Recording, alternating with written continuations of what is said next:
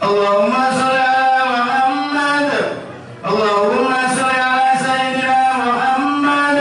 Allahumma sholli ala sayyidina wa maulana Muhammad. Walhamdulillahi rabbil alamin. Allahumma qawwil Islam minal muslimina wal muslimat wal mu'minina wal mu'minat al ahya'i minhum wal amwat wansurna ala qamariddin. Rabbi ikhtim lana min kamil khair wa ya khairan nasirin bi rahmatika ya arhamar rahimin. Assalamualaikum warahmatullahi wabarakatuh. Allahu Akbar, Allahu Akbar, Allahu Akbar. La ilaha illallah, Allahu Akbar, Allahu Akbar, walillahil hamd.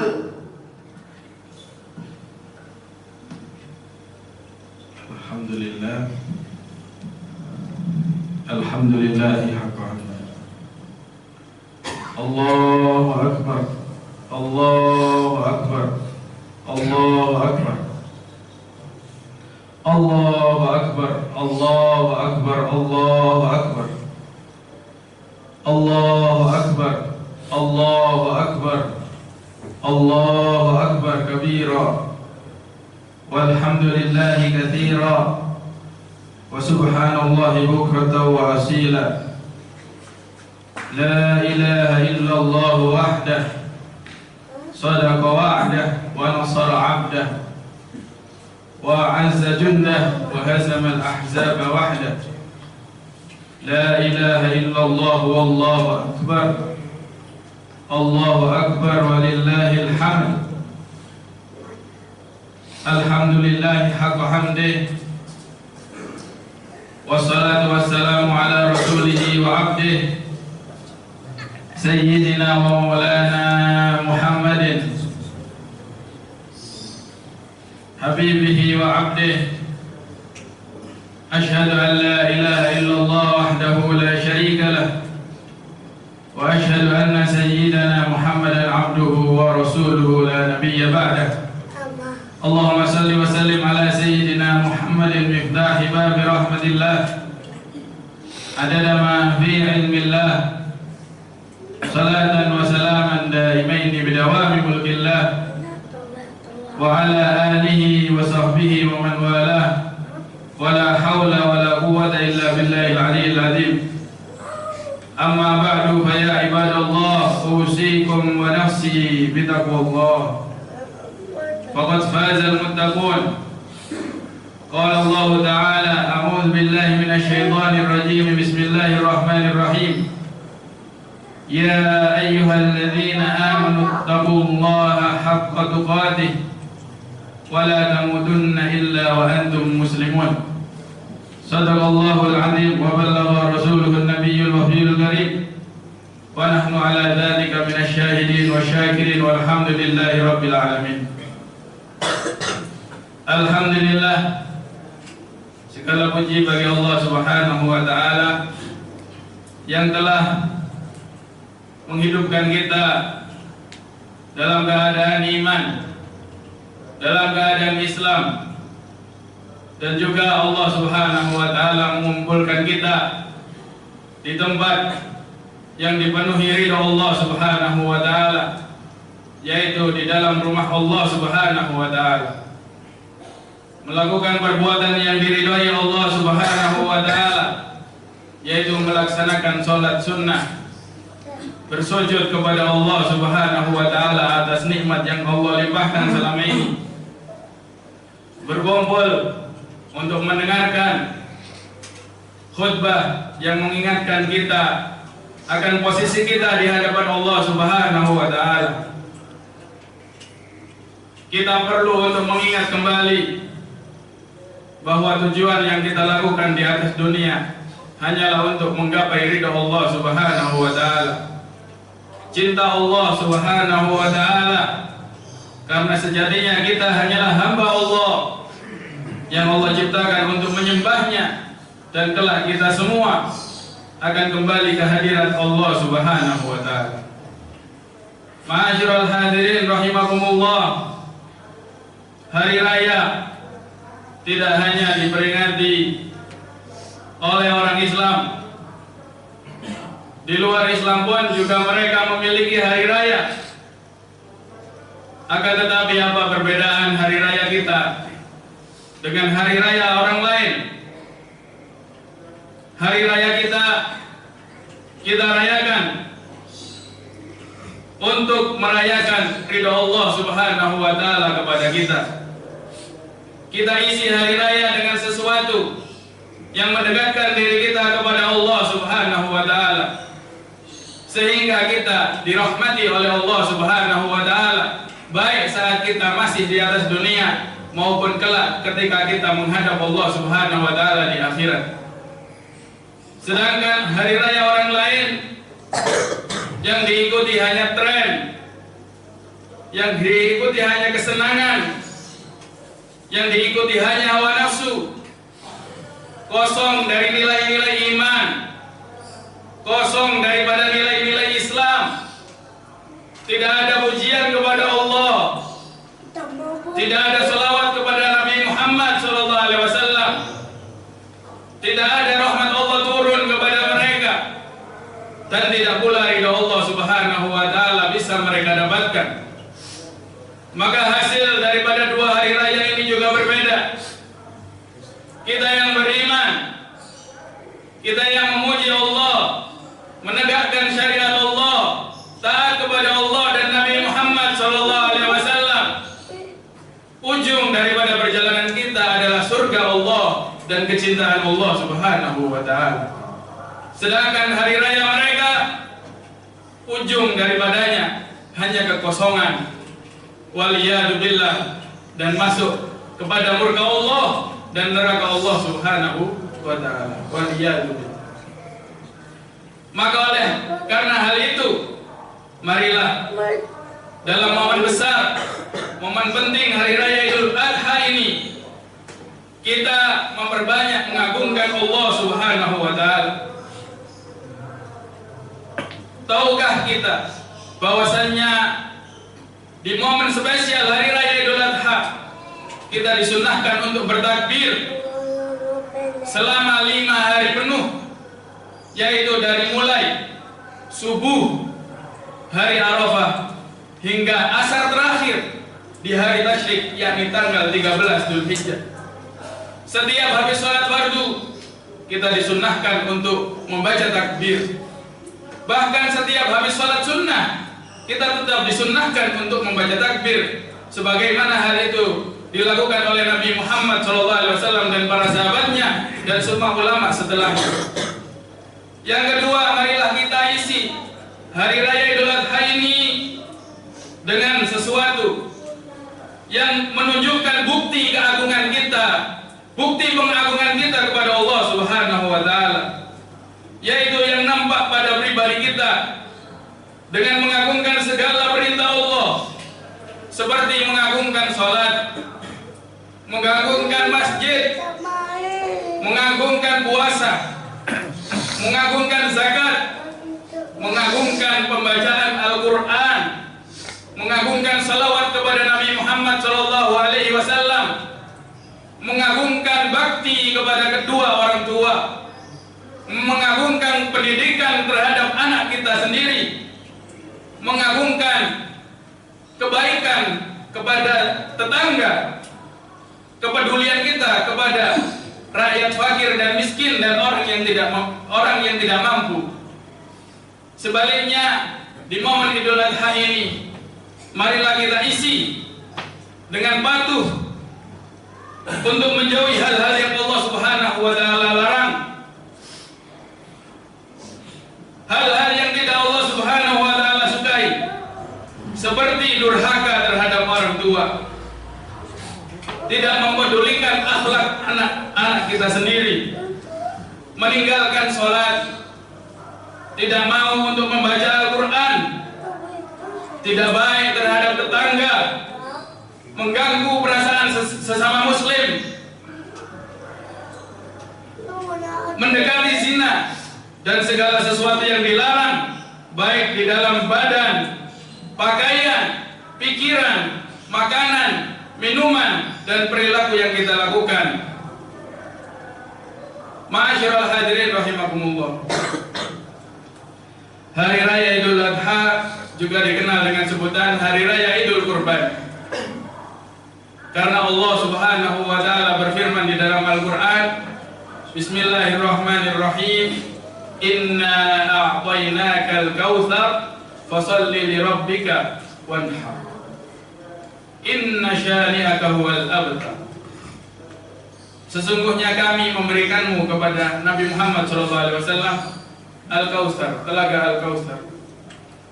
Disebutkan barang siapa yang meneguk satu tegukan dari telaga Al-Kautsar, kelak pada hari kiamat satu tegukan itu menjadikannya tidak akan haus selama-lamanya. Semoga Allah Subhanahu wa taala memberikan kita rezeki bisa minum daripada telaga Nabi Muhammad, yaitu telaga Kautsar. Fasholli li rabbika wanhar, maka salatlah wahai Muhammad dan sembelihlah hewan kurban. Rasulullah SAW bersabda terkait menyembelih hewan kurban, Ma amila adamiyan min amalin yauman nahri ahabba ilallah min ihraqid dam. Tidak ada amalan yang lebih Allah cintai untuk dilakukan saat Idul Kurban daripada menumpahkan darah hewan kurban. Innahu la ya'ti yaumal qiyamah. Sesungguhnya kata Nabi Muhammad SAW, hewan kurban tersebut akan Allah Subhanahu wa taala datangkan hewannya sekaligus pahalanya kelak pada hari kiamat. Dan Rasulullah bersabda, biquruniha, lengkap dengan tanduknya, wa ash'ariha, lengkap dengan seluruh bulunya, wa adlafiha, bahkan lengkap dengan kuku-kukunya. Artinya Rasulullah SAW menjelaskan kepada kita pahala dan penghargaan Allah Subhanahu wa taala terhadap hewan kurban yang kita kurbankan itu meliputi bulu, padahal bulu itu tidak kita pakai, tapi tetap dihargai oleh Allah. Tanduk, meskipun tanduk itu kita buang, tapi tetap dihargai oleh Allah Subhanahu wa taala. Bahkan kuku hewan tersebut memiliki pahala khusus di sisi Allah Subhanahu wa taala. Selanjutnya Nabi melanjutkan, wa anna dama la yaqa'u minallahi bimakan qabla an yaqa'a minal ardh. Dan sesungguhnya ketika kita menyembelih hewan kurban, yang pertama kali darah itu jatuh bukan ke bumi kita, bukan ke tanah seperti yang kita lihat, akan tetapi terlebih dahulu kata Nabi Muhammad, darah itu mengucur di suatu tempat yang telah disiapkan oleh Allah Subhanahu wa taala di akhirat. Karena saking Allah Subhanahu wa taala menyukai seseorang yang mau untuk berkurban pada saat hari raya Idul Kurban. Fatihu biha nafsa, maka berbahagialah bagi orang yang mau untuk berkurban. Semoga kita bisa dijadikan hamba-hamba yang bisa untuk menunaikan kurban, baik setiap tahun maupun dalam hidup sekali. Rasulullah SAW mengancam orang yang mampu berkurban akan tetapi dia tidak berkurban. Rasulullah SAW bersabda, Man wajada sa'atan falam yudhhi fala yaqrabanna musallana. Barang siapa memiliki kelebihan harta akan tetapi yang enggan untuk berkurban, tolong jangan dekati musola kami, tolong jangan sholat bersama kami. Rasulullah SAW sangat tidak menyukai perilaku bakhil, tidak menyukai perilaku kikir, medit kata orang Jawa. Rasulullah tidak suka apabila orang itu mampu, punya kelebihan harta, kemudian datang Idul Kurban tapi dia tidak kurban. Tolong jangan dekati musola kami. Karena saking besarnya kurban, pahalanya kurban di sisi Allah Subhanahu wa taala. Ma'asyiral hadirin rahimakumullah. Apa yang ada di balik kurban sehingga kurban itu sangat tinggi derajatnya di sisi Allah Subhanahu wa taala? Yang pertama, asal muasal kurban di mana Allah memerintahkan Nabi Ibrahim menyembelih Nabi Ismail. Seorang bapak yang menanti anaknya lebih dari 80 tahun, begitu lahir Nabi Ismail, kemudian berumur 13 tahun dalam sebuah riwayat. Dalam riwayat yang lain diceritakan berumur 9 tahun, kemudian Allah perintahkan, Allah wahyukan kepada Nabi Ibrahim untuk menyembelih Nabi Ismail. Ujian keimanan di balik cinta kepada Allah Subhanahu wa taala. Akankah cinta kepada anaknya melebihi cintanya kepada Allah Subhanahu wa taala? Maka hal itu disampaikan oleh Nabi Ibrahim kepada Nabi Ismail. Wahai anakku, sesungguhnya Allah memerintahkanku di dalam mimpi. Karena para nabi selalu dan biasanya menerima perintah Allah dari dalam mimpi. Sesungguhnya aku melihat di dalam mimpiku, aku menyembelihmu. Maka bagaimana pendapatmu? Ternyata Nabi Ismail yang dibesarkan dan dididik oleh seorang perempuan yang salihah bernama Siti Hajar, berumur 9 tahun, bisa mengatakan kepada ayahnya, wahai ayahku, lakukan apa yang Allah perintahkan kepadamu. Sesungguhnya aku, insya Allah, merupakan orang yang sabar. Nabi Ibrahim menyembelih Nabi Ismail karena besarnya iman, besarnya cinta kepada Allah Subhanahu wa taala. Meskipun yang dikorbankan adalah anaknya sendiri, tidak masalah. Begitupun Nabi Ismail, meskipun yang dikorbankan adalah nyawanya sendiri, tapi jika itu untuk Allah, maka tidak menjadi masalah. Maka disembelihlah Nabi Ismail. Kemudian Allah Subhanahu wa taala mengatakan kepada Nabi Ibrahim, "Wa fadainahu bidzibhin alim." Ketika ingin pisau menyentuh leher Nabi Ismail, Allah ganti Nabi Ismail dengan kurban yang begitu besar, domba yang begitu besar.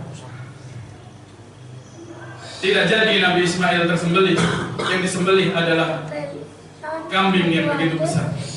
Tapi di situ sudah menjelaskan bahwa Nabi Ibrahim lurus dalam kecintaannya kepada Allah Subhanahu wa taala. Makna kurban yang pertama adalah kurban itu menunjukkan bahwa cinta kita kepada Allah lebih besar daripada cinta kita kepada apapun, melebihi harta kita sendiri maupun anak kita sendiri. Yang kedua, kurban mengandung kepedulian terhadap sesama hamba.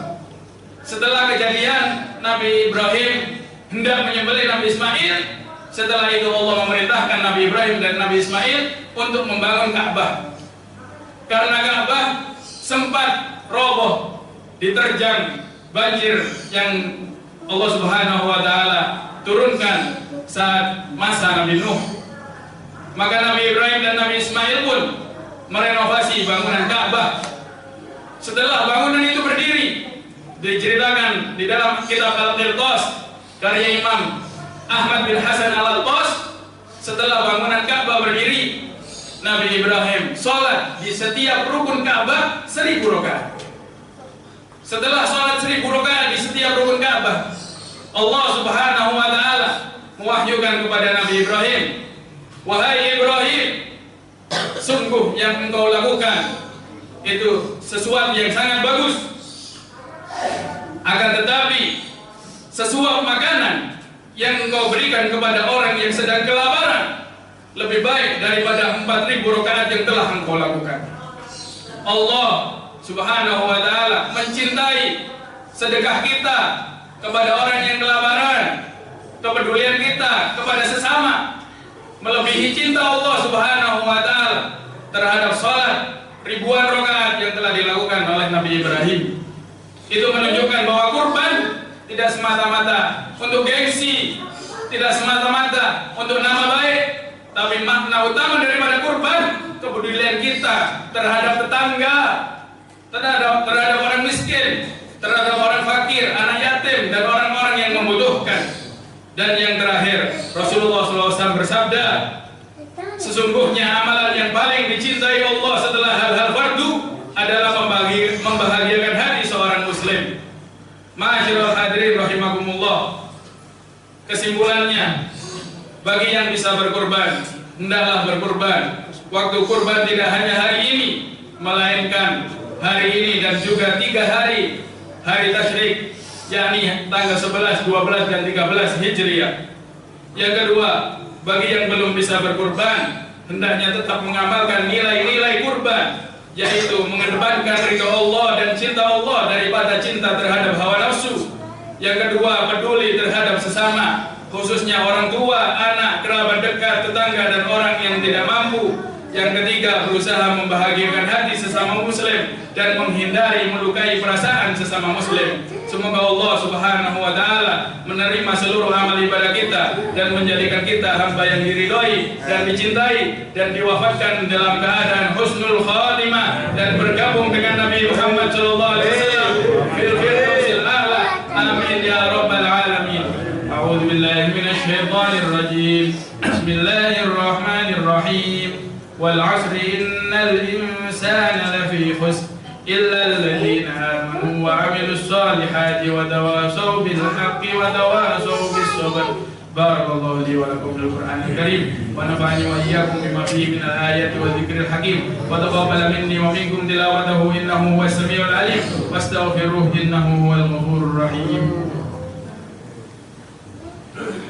Allahumma salli wa sallim ala sayyidina Muhammad wa ala ali sayyidina Muhammad. Allahu akbar. Allahu akbar. Allahu akbar. Allahu akbar. Allahu akbar. Allahu akbar. Allahu akbar kabira walhamdulillahi katsira wa subhanallahi bukratan wa asila.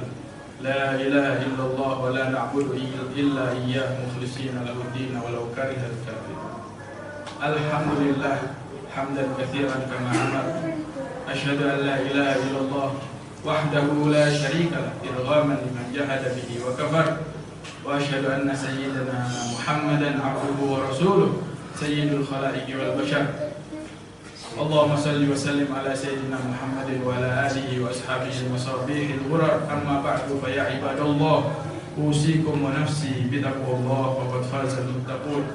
Wa'lamu anna Allah shalla ala nabiyyihi qadima wa lam yazal qailan 'alima. Faqala ta'ala inna Allah wa malaikatahu yusalluna 'alan nabi ya ayyuhalladhina amanu sallu 'alaihi wa sallimu taslima. Fa ya ayyuhar rajuna minhu syafa'ah sallu 'alaihi wa sallimu taslima. Allahumma salli wa sallim ala sayyidina Muhammadin miftahi babi rahmatillah adada ma fi ilmillah salatan wa salaman daimaini bidawami mulkillah wa ala alihi wa sahbihi wa man walah. Allahumma anis sahabati ajma'in wa tabi'in wa tabi'ihim bi ihsan ila yaumiddin.